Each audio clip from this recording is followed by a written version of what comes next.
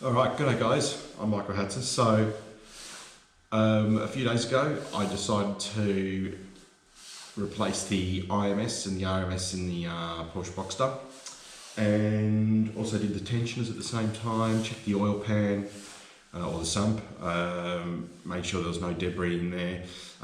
Here is the old IMS bearing. It's actually in really good nick, so really didn't need replacing, but for peace of mind, it's been done, and I know that I'm not going to have a problem with this guy. The rest of the video, it's snippets of the main bits, and also check out mike.hatzis.co.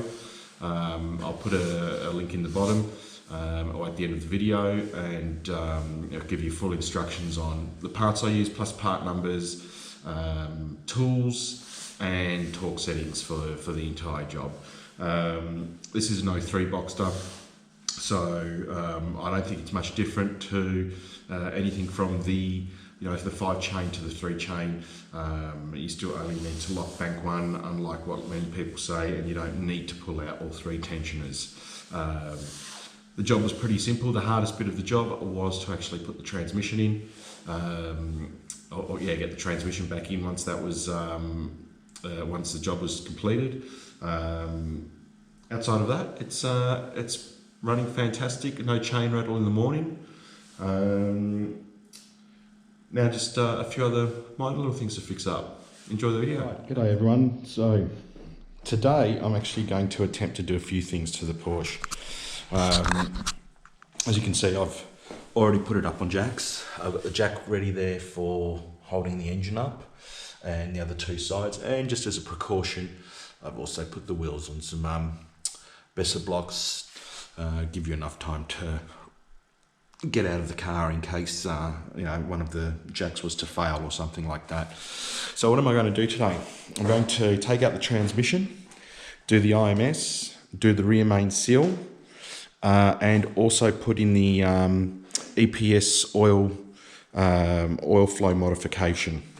So one of the things that I found online is that no one really tells you what you're going to need. And considering this is our only car where we are at the moment, I need to make sure I've got everything I need to do this job. Otherwise I'm going to have to walk into town, which is about 35 minutes away. So what am I doing? I'm putting in new chain tensioners. Now, when I was ordering these, I order all my parts from a Design 911. They're a good bunch of guys there, and they're very helpful. But they weren't actually sure, based on the Porsche drawings, if the new tensioners came with the green O-ring. Now, those O-rings alone are €10. So I took the chance and actually ordered it without ordering the spare O-rings, thinking, look, it can't not come with it. And I was right, it does come with it. So, you can save €30 there, and you don't need to order those. You are going to need some new crush washers. Now, what else are you going to need? You're going to need a 32mm to get the two of these off. And the other one, now I don't know if this is just a new design or not, but you are going to need a 14mm Allen to take that one off, if you're going to change that one. Rear main seal, going to get the rear main seal done. Now I'm going to, I've got to see how I'm going to put that on and if I'm going to do it, but I'm going to be doing it with a piece of PVC piping if I end up doing that one. Now the EPS kit, great little kit. Also, in this particular kit also comes with the oil mod. So what you do is you go from the inside of the cockpit, take out the oil pump, punch a hole through a section of the oil pump, which effectively leads directly to the IMS shaft itself, and the little groove that's in this key, I'm not sure if you can see it there, there's a little tiny groove.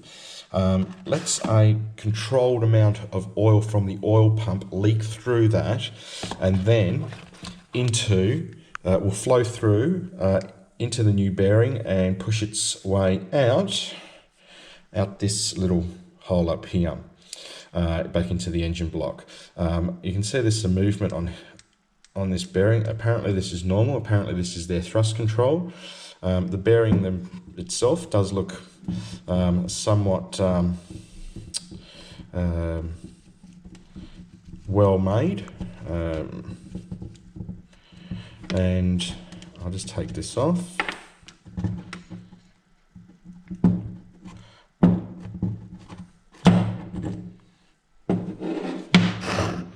See the V there that's going to push the oil out. So apparently the oil will fill up in the IMS shaft, then push through this bearing and out through here, and then back out through this section here. You can see the bearing there. It's actually quite a nicely made bearing. Now, I've actually sent an email to the guys and I'm waiting for a response for them. I don't think it matters. However, I'm curious as to if this needs to be installed in a particular direction based on the way those rivets are crushed down. So is it that way or is it that way? I don't think it makes a difference, but I'm asking the question anyway.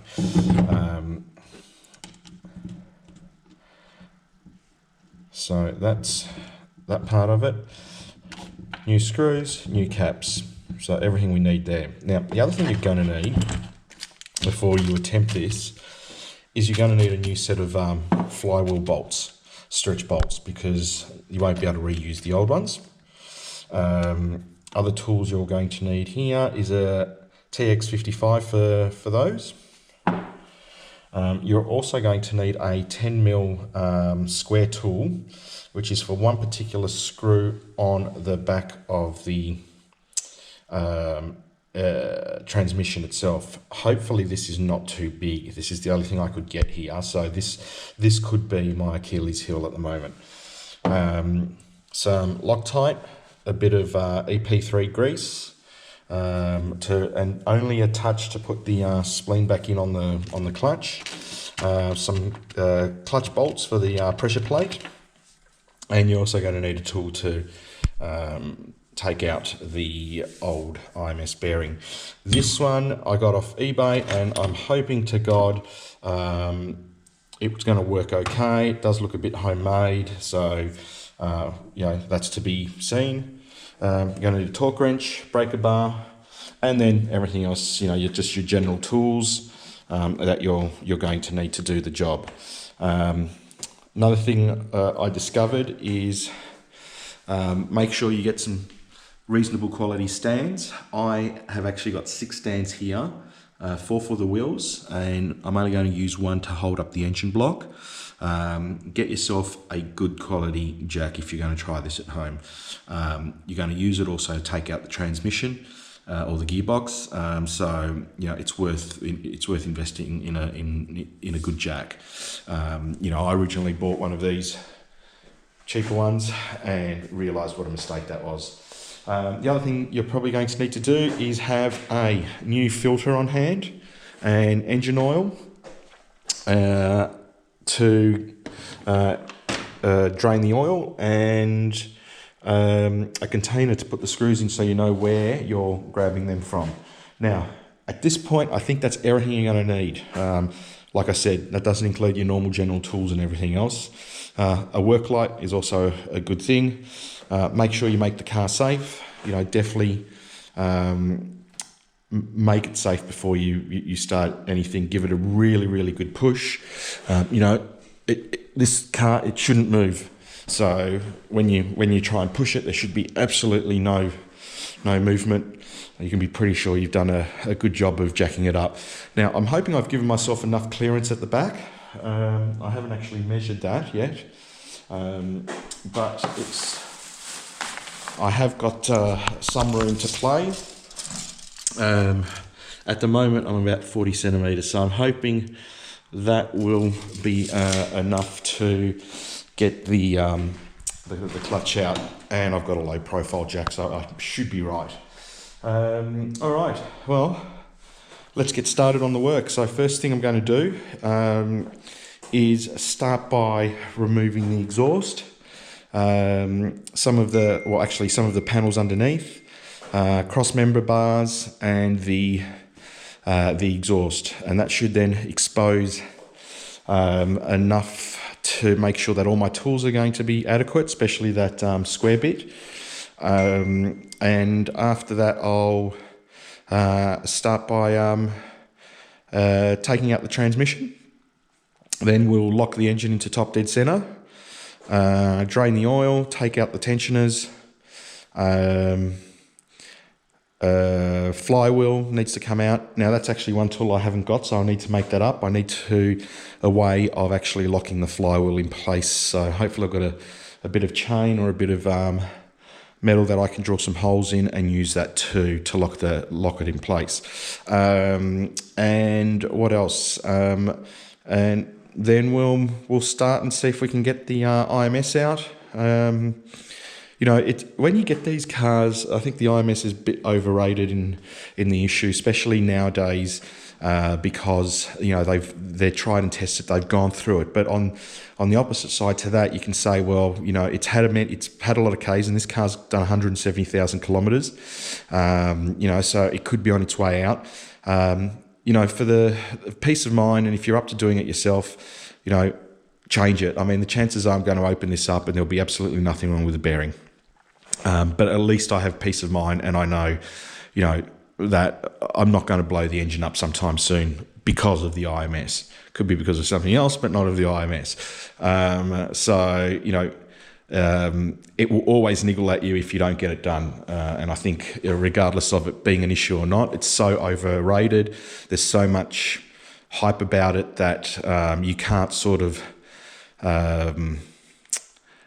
let it go, if you know what I mean. Anyway, let's get started. So we've got under the car, so what are we going to need to do here? I'm going to have to take out these cross members, take out this base plate, take out the stabiliser bar, and remove the exhaust. Now, one thing, every time I've seen someone remove the exhaust, no one ever talks about the lambda sensors. So, be mindful that you're going to need to remove these lambda sensors as well. I'm hoping at the moment I've got enough room to check if that part I need is correct before I move on. Alright, the one thing I have found coming under the car is that there is a slight leak where the gearbox meets the engine. Looks like there's a little bit of oil there, so it could be the RMS, it could be the IMS. So I think it's probably a good time to be doing what I'm about to start doing. I'm just looking at these bolts here. Looks like that one there is from the inside. Which is interesting because nothing I've seen online tells me that there's an inside bolt that I need to worry about, but there obviously is.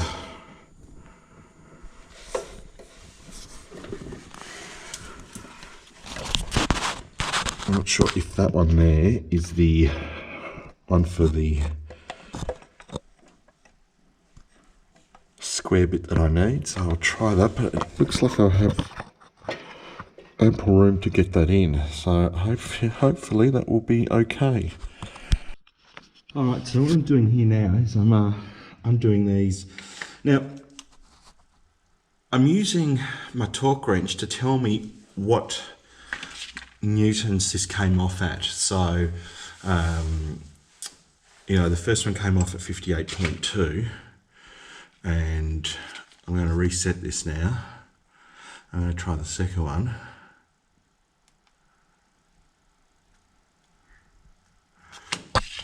I just got to set this up.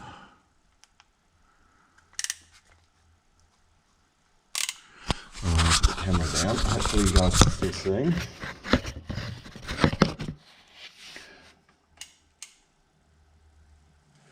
I'll find.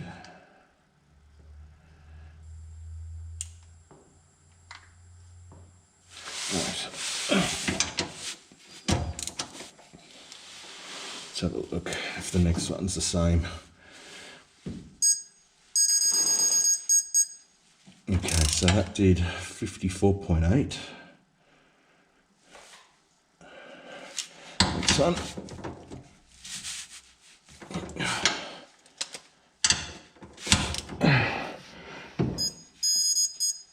$55.7.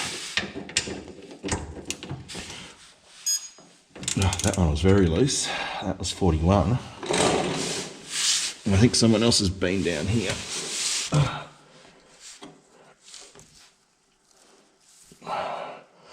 And the last one right near the jack, so I'll do that from the other side. All right, so this side, I undid this side and they were all 58.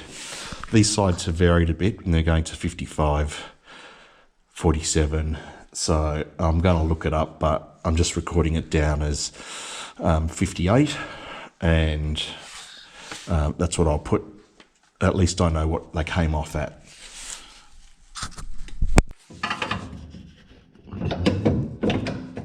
And let's pry this out. Get it past these screws here. There we go. And the rest will now come out easy. Alright, so I'm just at this point looking at all the tools will work, and unfortunately I have run into a problem, and that is that this guy here, the square tool, is too long.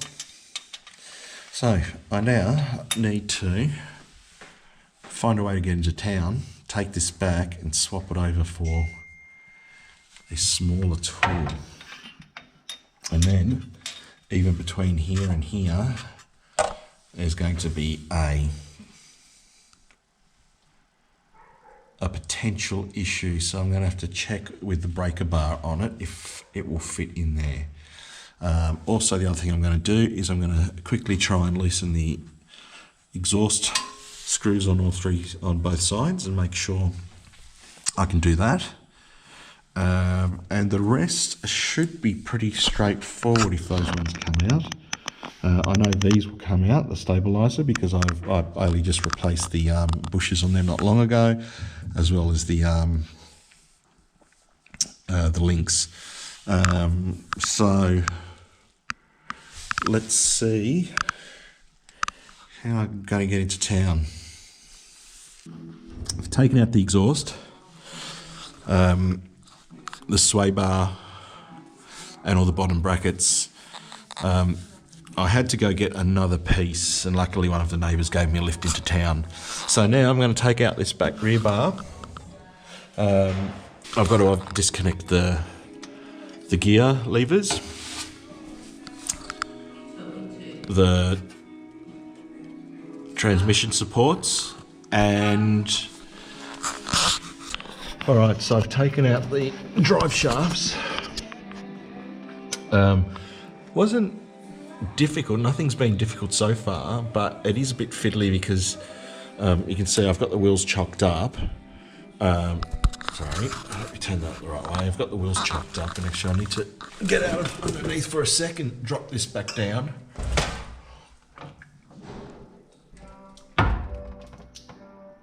Okay, excellent. So I've just cable tied them up for the time being. Hopefully they're not in my way. Now I'm going to release the clips for the gears, pop the two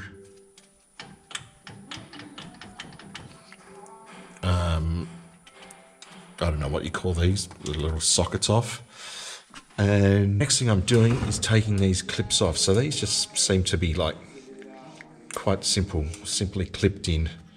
You just push them in together by the looks of it, and they'll pop off, but you need a screwdriver or something like that. So I'll do that next and pop these off. These, from what I understand, you just need to use a, let me find it,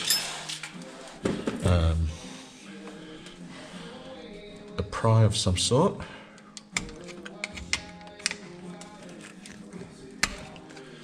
And let me just change hands here. Alright, I'm not sure if that's too dark there, so I'm just going to leave that light.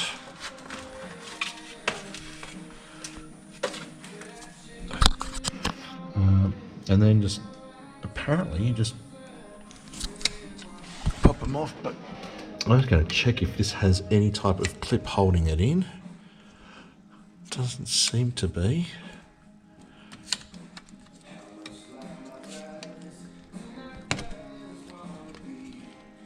When you haven't done this before, how much force you're going to use is always a questionable thing, I guess.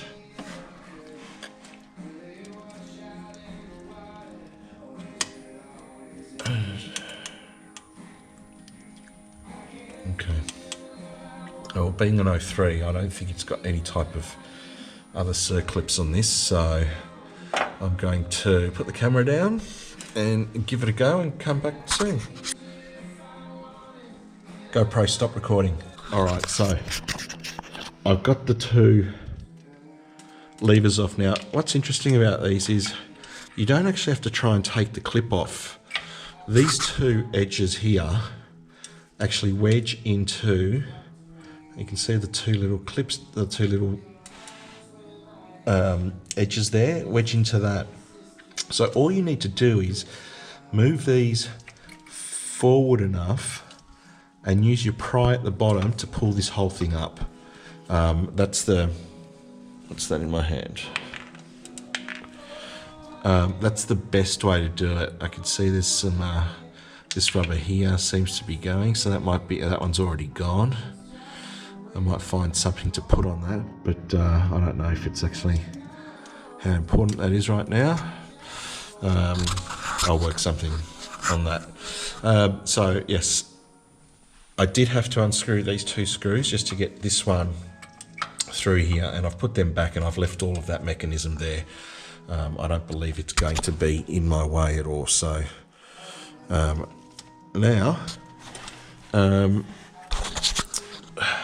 we are up to the part where we actually remove the transmission. So I'm going to work out some type of jig for this to get the jack under it.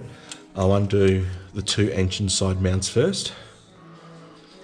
Do the same on the other side, make sure it's stable enough. Then I'll remove these two, just here, one here and one on the other side. Apparently you don't touch the center one. That's also in the Porsche manual, which I've got my hands on. 1, 2. And then this whole unit will lift out. Okay, back soon. Alright, so I've made this modification here. I've added this bit to the back. Now I'm hoping, the only thing I can see why you need to remove this is that the back here is going to hit, which I didn't really think about before. So I might actually remove it just so I've got the clearance of the spine, to make sure that I don't run into a problem halfway through trying to get this off. So I'm going to have to reevaluate how I'm going to do this. This would have been a great solution, but I really don't know if that gap there is going to be enough to pull off the gearbox. So I'll do that. I'll use a 24mm and put the car to top dead center, and then we'll go from there. I've taken the back covers off the top of the engine just in case I need to get to it later, and I'm using a 24mm to get onto the crank wheel, and just on here, let's see if we can get a bit more light here. Just on here, you'll see the mark that's for top dead center, and you can see just on the crank wheel coming around now, there's a little notch there. All right, that must align with that. That's the first part, so let's get that to there.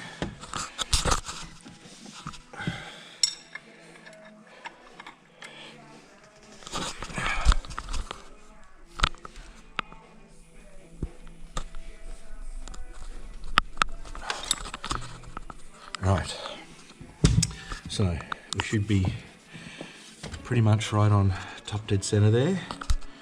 You can see the two marks have aligned. Now, also if you have a look down in here, you'll see that we have, so let me turn this slide around. You see here that there's a teardrop shaped hole in the crank wheel. In here, we're going to stick the locking tool from the IMS kit. Now, do I need to do this yet? No, I don't, but I'm doing it anyway. So let's grab the right one. Okay, that's that there.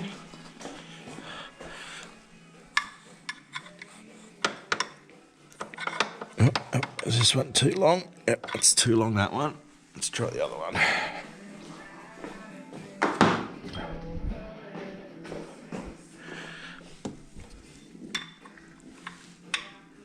Okay. And that one should look into there. We may need to turn this around a little bit. I'm just going to put the camera down. Alright, so that literally needed 2-3 mils further to get it to that mark. So what this tells us now is cylinder 1 is in top dead center, which is on the Boxster. If you're looking at this side, it's on the left. If you're looking at it from the back of the car, it's on the right. So you can see down here, you'll see in here there's the two green plugs, just there and there, and that is what we're going to lock in the cams to position.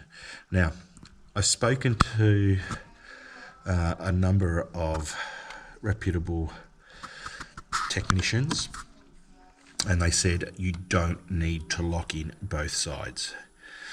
You only need to lock in the side that's at top dead center. And the other thing that's really good news is you don't have to pull out all three tensioners. The two tensioners are adequate. The two bottom tensioners are adequate to do the job. There's a bit of a wasp nest in there. You see that? Obviously long gone by now when the car was sitting around. Alright, so back to under the car to work out how to get the gearbox out. Alright, so up here we've got the clutch slave cylinder, and see there's a bolt here. So I'm going to take that out so I can remove that, and there's a little clip here also holding that in place, so we're going to make sure we unclip it from there as well. And there's also a clip here which is 2 wires, so I would expect this is the rear reversing